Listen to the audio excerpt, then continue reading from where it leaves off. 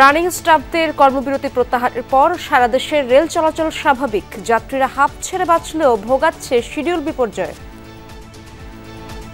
যমুনা টিভিতে আমি নিউজটা দেখেছিলাম যে কর্মসূচি ওনারা প্রত্যাহার করছে। তারপরে আমি অনলাইনে ঢুকে টিকিটটা কাটলাম। 1 ঘন্টা যাবত বসে আছি, ট্রেন ছাড়েই না মাত্র ইঞ্জিন লাগাইছে। বাসে যাবো উদ্দেশ্য করে আসছি, আইসা দেখি যে ট্রেন চলে, পরে উদ্দেশ্য করে ঢুকছি।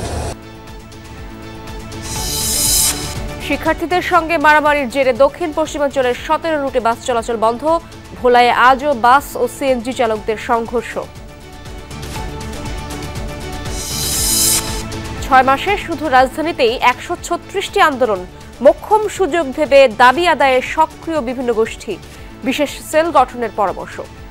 একদল গোষ্ঠী চাচ্ছে যে তাদের যে পদক্ষেপ বা দাবি দাওয়াগুলো আছে সেগুলোকে সরকারের কাছ থেকে হাতিয়ে নিতে। ইউনূস সরকারের আমলে অনেকে নতুন সুযোগ সুবিধার জন্য অনেক আন্দোলন করছে, সফল হয়েছে অনেকে। বিভিন্ন ধরনের স্বার্থ গোষ্ঠী তারা তাদের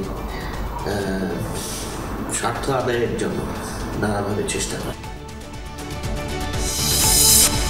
17 থেকে 20 ফেব্রুয়ারি বিজিবি বিএসএফ মহাপরিচালক পর্যায়ের বৈঠক। সীমান্ত হত্যা ও অবৈধ কাঁটাতারের বেড়া নির্মাণ বন্ধের দাবি জানাবে ঢাকা।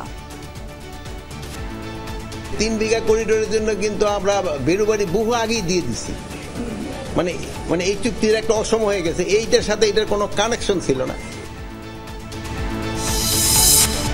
রাজনৈতিক সংস্কার ছাড়া অর্থনৈতিক সংস্কার সম্ভব নয়, অভিমত সিপিডির।